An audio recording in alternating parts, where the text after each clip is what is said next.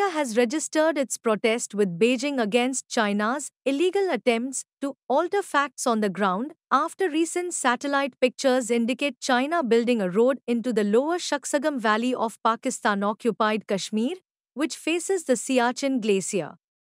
The 2020 Sino-India standoff in eastern Ladakh has made the control of Siachen, a piece of Indian territory wedged between China and Pakistan, even more critical for India. The Supreme Court categorically noted law and order as a state subject after West Bengal complained that the Central Bureau of Investigation claims unilateral right to investigate offences committed by central employees within state jurisdiction. The hearing before Justice Gavai's bench was based on an original suit filed by West Bengal under Article 131 of the Constitution against the Union government.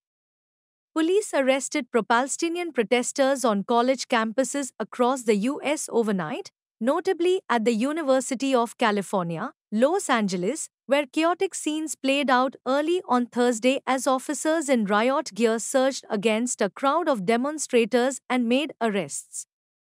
Protesters on college campuses are setting up tent encampments to demand that universities cease business with Israel or companies they believe support the Gaza war.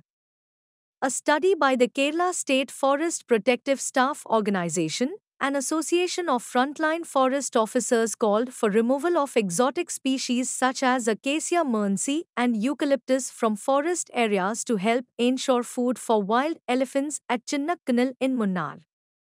If these areas change to natural grasslands, it will ensure food and water for wild elephants. The Chinnakkanal landscape is overrun by West Indian lantana, inhibiting the growth of other species and restricting access to animals.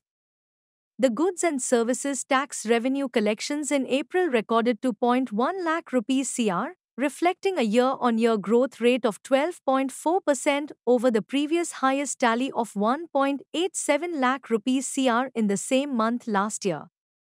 The goods and services tax revenues for April 2024 was 1.92 lakh rupees crore, 15.5% higher than the collection in April 2023, taking refunds into account.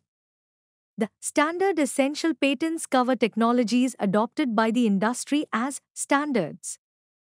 The process of setting standards in the technology sector is largely privatized and dominated by standard-setting organizations run largely by private technology companies.